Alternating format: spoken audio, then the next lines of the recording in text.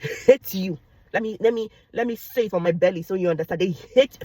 Hey guys, morning. How are you? I hope you're well. So I wanted to also talk to you guys about about the video I made where I talked about the elderly lady with that mindset, that really healthy mindset of saying I'm not going to take cheating and all of that. I feel like these things are very nuanced. They're not very black and white sometimes, especially where years have gone into that relationship, that marriage, and the person is a good person, generally, ordinarily.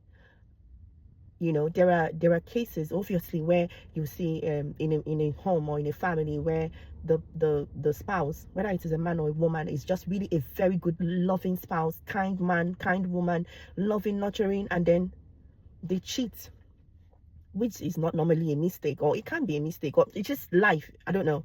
They cheat, and then in that kind of situation, it becomes really difficult because you see a man who is a good man, otherwise who's an otherwise good man, and he makes this kind of decision, a good woman, and then I feel like it's not always such a black and white situation. I do admire that woman's ability to be like, no, I'm not going to take it. I feel like that's the posture we should have.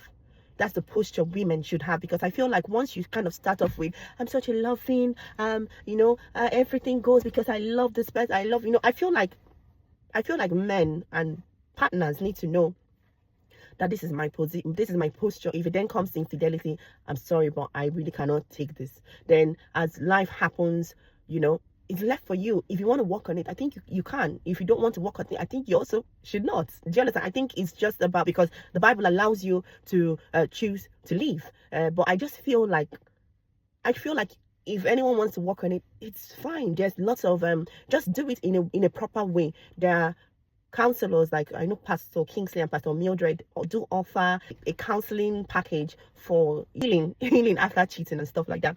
And I think that as long as you can process it properly as a couple, not the one that if the wife is feeling maybe, or the husband or the spouse who was cheated on, begins to come into their feeling, and their they're feeling those feelings of betrayal again. You say, you demand the person who has defaulted on that saying, what is it? I thought I told you sorry. I thought it has ended. You actually need to go through those sessions with therapists and counselors who can tell you that, see, this thing can come up at any time, and if it comes up at any time, you need to be patient with your spouse and to tell them that, see, I'm here, I'm so sorry. Like, you need to be ready to apologize at any point that it comes up again, and not tell the person, how many times will I tell you sorry?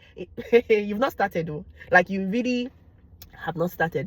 So I kind of wanted to talk about that. I wanted to say that I know that it is nuanced, but I'm just saying that I really admired that woman's posture and the way that she was like, no, I'm not going to take it. I really like it, and I feel like it speaks of a person having a really healthy sense of self-worth. I know that in application it can be a bit, it depends. But if it comes to the one of abuse, I think that one is a hard no. Because I feel like once abuse enters, it changes an otherwise normal situation into something twisted, something abnormal, something that is sick. So it's like you're not trying. That one is different. That there's no. And I know you say, oh, but cheating is emotional abuse. I understand, but I'm thinking my thoughts now are in a case where you have a good person. And this is why I was saying that Ife in that To Kill a Monkey was a good man. When you look at his character, he was actually a good husband. Personally, I was looking out for any shade of abuse. He didn't have it. If he didn't have it, even when he was pressed, when a Nosa would press him, abuse did not come out.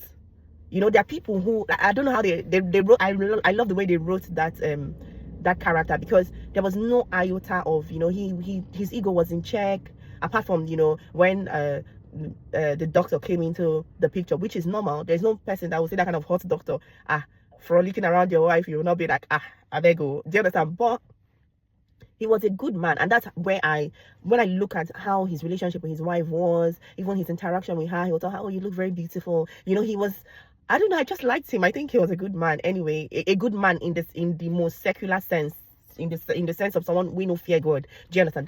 That's just what I think. But like I was saying, I feel like in the case of abuse, is a hard no. it's a hard no. Know that even in abuse, there's this Stockholm syndrome. But I know that there is all that part where the person begins to face the difficulty of, should I go, should I stay, especially if you have children. I just think that is a dead end. It's a dead end. There's nothing there. Because the relationship is already tainted. It's twisted. It's no longer, there is no love anymore. It's now hateful. You know, where someone will spite you, use financial abuse, it's hate. The person hates you. Basically, you're living with someone who despises you, who hates you. They hate you.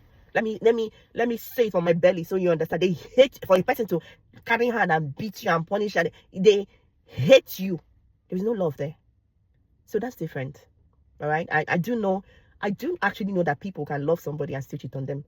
And it's so twisted, but yeah, it happens. But I don't know that anybody can actually love you and beat and hit you or abuse you and torture you. You can't be that in a. Well done. Bye.